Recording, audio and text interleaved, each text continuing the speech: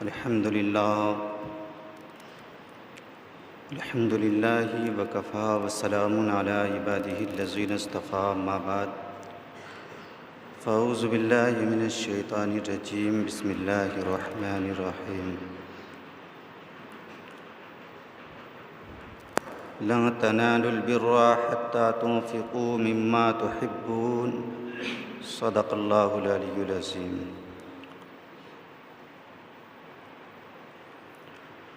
درود پاک پڑھے اللہم صلی علی سیدنا شفیعنا حبیبنا مولانا محمد وآلہ وسلم۔ صلو علیہ صلاۃ و سلام علیک یا رسول اللہ صلی اللہ تعالی علیہ وسلم۔ حضرات محترم، آج میں مسائل قربانی پر گفتگو کرنے والا ہوں۔ قرآن مقدسہ کہتا ہے لن تنالوا البر حتى تنفقوا مما تحبون، کہ تم ہرگز اس وقت تک نیکی حاصل نہیں کر سکتے جب تک کہ تم اپنی محبوب ترین چیزوں کو راہ خدا میں خرچ نہ کرو۔ یعنی جب تک آپ اپنی پیاری چیزوں کو، اپنی محبوب چیزوں کو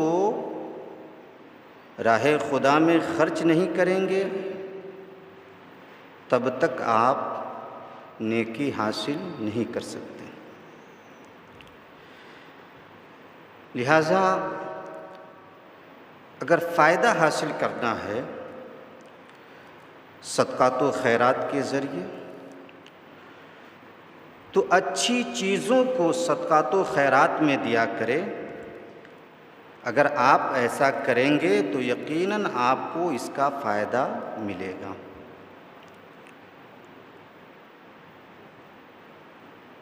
ماہ رمضان میں اکثر ایسا دیکھنے کو ملتا ہے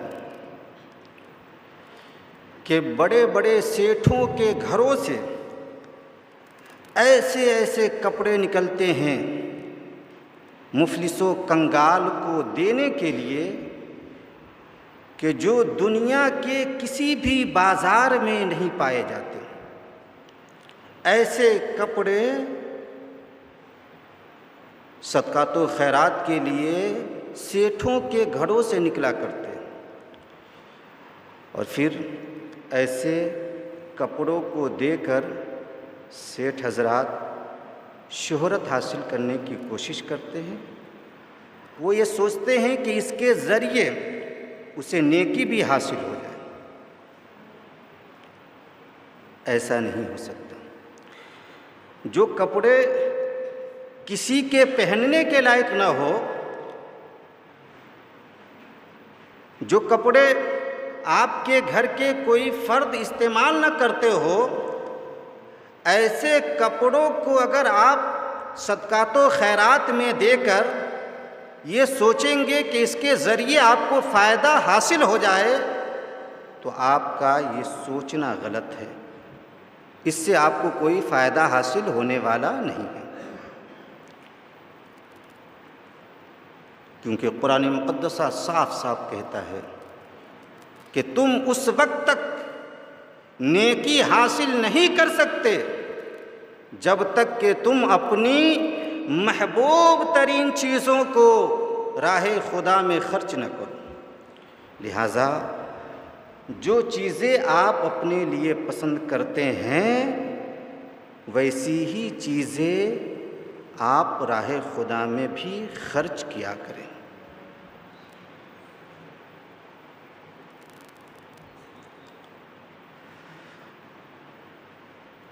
یہ بات بھی غور کرنے کے قابل ہے کہ قربانی کے جانور سے ہم سبوں کو یہ سبق حاصل کرنا چاہیے کہ قربانی کا جانور اپنے مالک کے حکموں کو کس طرح مانتا ہے۔ جہاں اس کا مالک بیٹھاتا ہے وہاں وہ بیٹھ جاتا ہے، جہاں اس کا مالک چراتا ہے وہ چرنے لگتا ہے، جو چیز اس کا مالک کھلاتا ہے وہ کھا لیتا ہے، جو چیز اس کا مالک پلاتا ہے وہ پی لیتا ہے۔ اپنے مالک کے ہر حکم کو وہ مانتا ہے، یہاں تک کہ جب اس کا مالک اسے ذبح کرنا چاہتا ہے تو وہ ذبح ہونے کو بھی تیار ہو جایا کرتا ہے، ذبح ہونے کو بھی تیار ہو جاتا ہے۔ تو جانور کو آپ دیکھیں کہ اپنے مالک کے حکموں کو کس طرح مان رہا ہے، اسے خوش کرنے کی کس طرح کوشش کر رہا ہے۔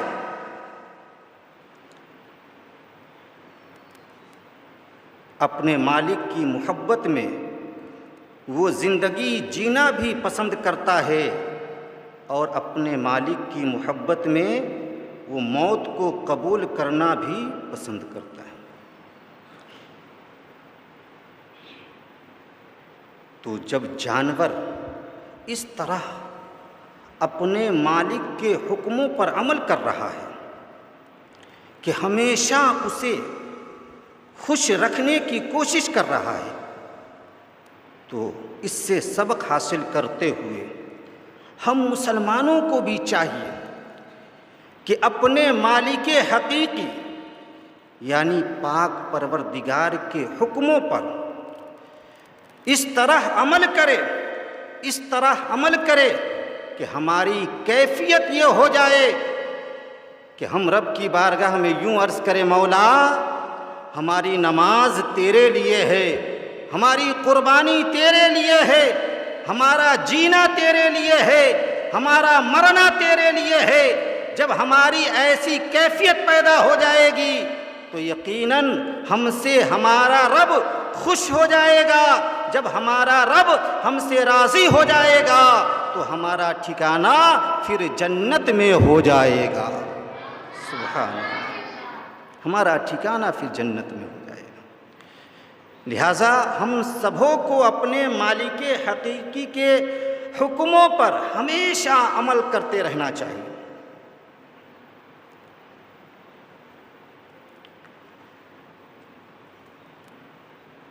قربانی کہتے کس کو ہے؟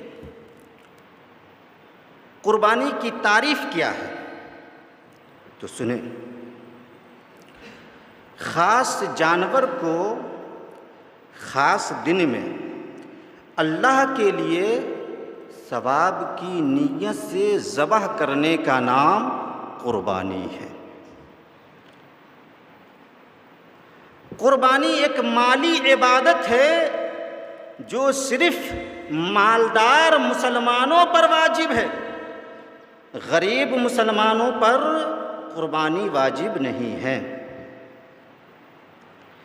لیکن اس بات کو بھی یاد رکھے کہ ہر مالدار مسلمان پر قربانی واجب نہیں ہے، ہر مالدار مسلمان پر بھی قربانی واجب نہیں ہے۔ تو اب سوال یہ پیدا ہوتا ہے کہ آخر کس مالدار مسلمان پر قربانی واجب ہے؟ تو سنیں، عاقل بالغ مرد عورت مقیم آزاد مالک نصاب مسلمان پر قربانی واجب ہے۔ سبحان اللہ۔ اس سے یہ پتہ چلا کہ مالدار مسافروں پر قربانی واجب نہیں ہے، مالدار مسافروں پر قربانی واجب نہیں ہے۔ ہاں، اگر وہ کرنا چاہے تو وہ کر سکتے ہیں، نفلی قربانی کا اسے ثواب ملے گا، نفلی قربانی کا اسے ثواب ملے گا۔ لیکن جو مسلمان مسافر ہے وہ مالدار بھی ہے، اس پر قربانی واجب نہیں ہے۔ مقیم پر قربانی واجب ہے، جو ٹھہرا ہوا ہے۔ اسی طرح بچوں پر بھی قربانی واجب نہیں ہے، غیر مسلمان پر بھی قربانی واجب نہیں ہے، غیر مالک نصاب پر بھی قربانی واجب نہیں ہے۔ مقیم، آزاد، مالدار مرد و عورت مسلمان پر قربانی واجب ہے۔ اب یہ سوال پیدا ہوتا ہے کہ آخر شریعت کی نگاہ میں، شریعت کی نظر میں مالک نصاب کون ہے؟ تو سنیں، حاجت اصلیہ کے علاوہ جس شخص کے پاس 52.5 تولہ چاندی یا 7.5 تولہ سونا موجود ہو، یعنی جو شخص 200 درہم چاندی کا مالک ہو یا 20 دینار سونے کا مالک ہو یا کسی ایسی چیز کا مالک ہو جس کی قیمت 200 درہم چاندی کے برابر پہنچتی ہو، تو شریعت کی نظر میں وہ مالدار ہے، اس پر قربانی واجب ہے، اس پر قربانی واجب ہے۔ غریب مسلمانوں پر قربانی واجب نہیں ہے، لیکن اگر کوئی کرنا چاہے تو منع بھی نہیں ہے، وہ کر سکتا ہے، نفلی قربانی کا انہیں ثواب ملے گا۔ قربانی کا وقت کب سے کب تک ہے؟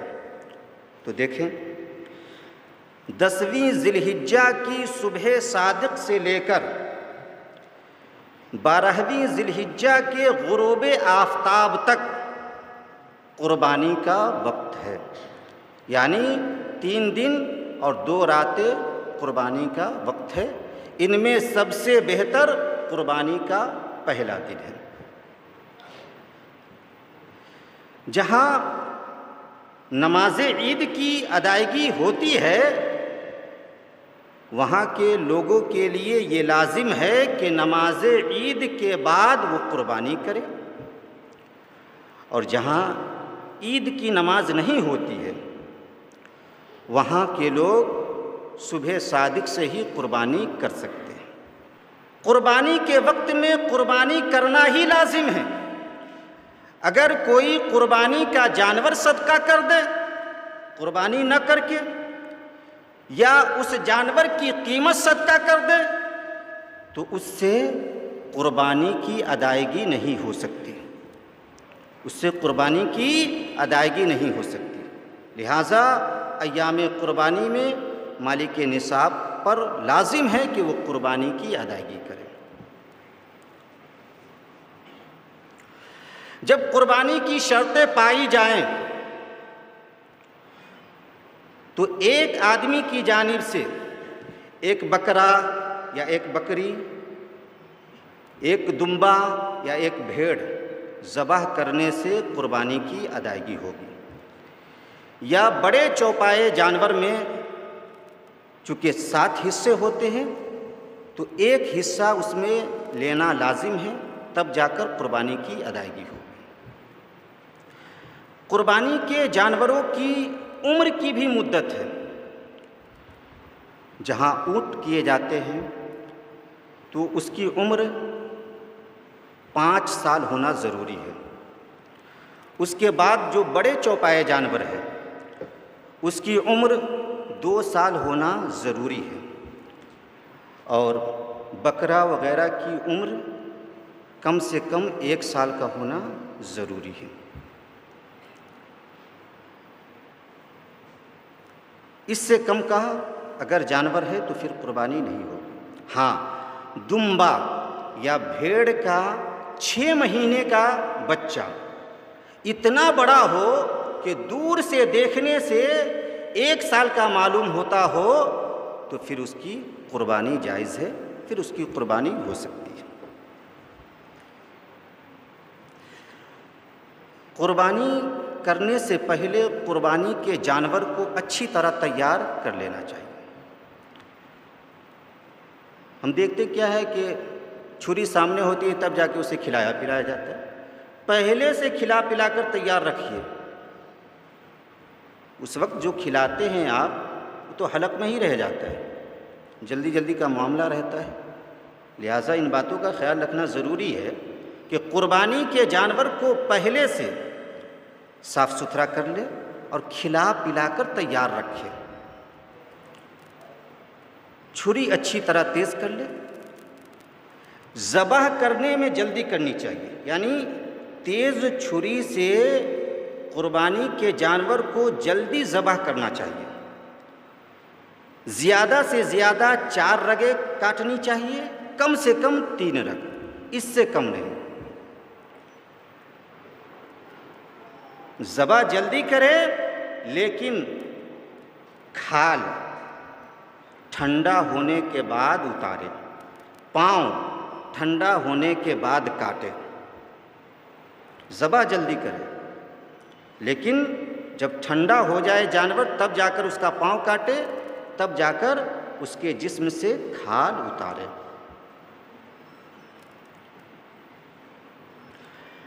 قربانی کا جانور اچھا ہو, بہتر ہو, خوبصورت ہو اور بے عیب ہو, سینگ والا بھی ہو. لیکن اس میں یہ بھی صورت ہے کہ اگر کسی جانور کو پیدائشی سینگ نہ ہوا ہو پھر تو اس کی قربانی ہو سکتی ہے, یا کسی جانور کا تھوڑا سا حصہ سینگ کا ٹوٹا ہو اس کی بھی قربانی ہو سکتی ہے. لیکن جس جانور کا پورا سینگ ہی ٹوٹ گیا ہو تو اس کی قربانی نہیں ہو سکتی. تھوڑا عیب رہے گا تو قربانی ہو جائے گی, زیادہ عیب رہے گا تو قربانی نہیں ہوگی. ایسا ہی جانور بیمار پڑ گیا یا لنگرانے لگا تو اگر تھوڑا بیمار ہے پھر تو قربانی ہو جائے گی, یا تھوڑا لنگرا پن ہے, اتنا لنگراتا ہے کہ وہ خود سے چل کر قربان گاہ تک جا سکتا ہے, تب تو قربانی ہو جائے گی. لیکن مکمل اگر نہیں چل پاتا ہے تو پھر اس کی قربانی نہیں ہو سکتی.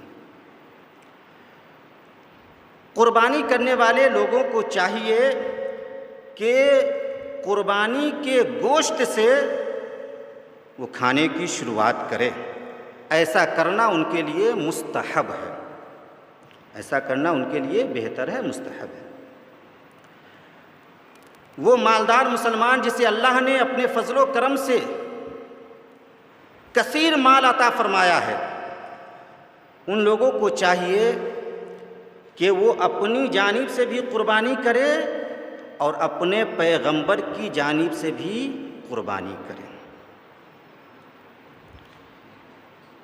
جو لوگ اپنی جانب سے قربانی نہیں کرتے ہیں, صرف نبی کی جانب سے قربانی کر لیتے ہیں, تو ایسا کرنا بھی بہتر نہیں ہے. آپ پر قربانی واجب ہے تو آپ کو ہر حال میں قربانی کرنی ہوگی. ہاں, اگر اللہ نے آپ کو زیادہ مال عطا فرمایا ہے تو پھر الگ جانور کا آپ انتظام کریں اور اس جانور کی قربانی اپنے نبی کے نام سے کریں, لیکن اپنے نام سے آپ کو کرنا ہے.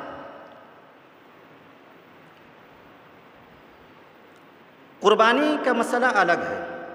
جیسے زکوٰۃ کا مسئلہ دیکھیں آپ کہ جو مال آپ حاصل کر رہے ہیں جب تک اس پر 1 سال نہیں گزرے گا, 1 سال نہیں گزرے گا اس پر زکوٰۃ واجب نہیں ہوگی. 1 سال گزرنے کے بعد زکوٰۃ واجب ہوتی ہے.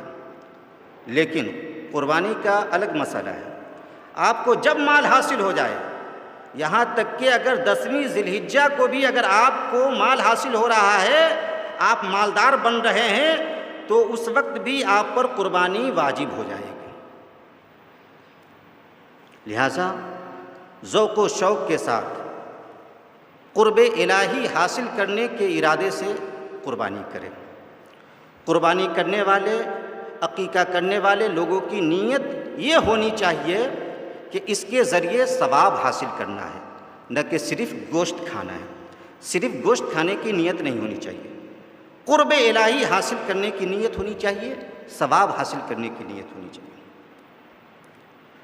قربانی کے گوشت کو تقسیم کرنے کا یہ آسان طریقہ ہے کہ آپ ان کو 3 حصوں میں تقسیم کریں. ایک حصہ غریب غربا میں بانٹیں، ایک حصہ اپنے رشتہ داروں اور اپنے دوستوں میں بانٹیں، اور ایک حصہ اپنے گھر والوں کے لیے رکھے، جسے خود بھی کھائے اور اپنے گھر کے لوگوں کو بھی کھلائے. یہ بھی مسئلہ ہے کہ اگر آپ چاہیں تو سارا گوشت تقسیم کر سکتے ہیں، صدقہ کر سکتے ہیں، بانٹ سکتے ہیں، اور اگر آپ چاہیں تو سارا کا سارا گوشت اپنے گھر میں رکھ سکتے ہیں اپنے گھر والوں کے. اگر میت کی جانب سے بھی قربانی ہے، چونکہ قربانی زندوں کی طرف سے بھی کی جاتی ہے اور مردوں کی طرف سے بھی کی جاتی ہے، تو اگر میت کی طرف سے بھی قربانی ہے تو اس کے گوشت کا بھی یہی حکم ہے. ہاں، جو مرنے والا مرنے سے پہلے یہ وصیت کیا ہو کہ میرے مرنے کے بعد میرے نام سے قربانی کرنا، پھر اس کے گوشت کا الگ حکم ہے. اس کے گوشت کا حکم یہ ہے کہ پھر اس گوشت کو، جتنا بھی گوشت ہے، تمامی گوشت کو صدقہ کیا جائے، تمامی گوشت کو بانٹا جائے. قربانی کا گوشت غیر ایمان والے کو نہ دے سکتے ہیں نہ کھلا سکتے ہیں. لہٰذا آپ اس بات کا ضرور خیال رکھیں، جو حاجت مند ہیں انہیں چمڑا بیچ کر اس کی قیمت دیا کرے. اور موجودہ دور میں مدارس اسلامیہ اس کے اشد ضرورت مند ہے، لہٰذا مدارس اسلامیہ میں ان کے مالوں کو دیا کرے.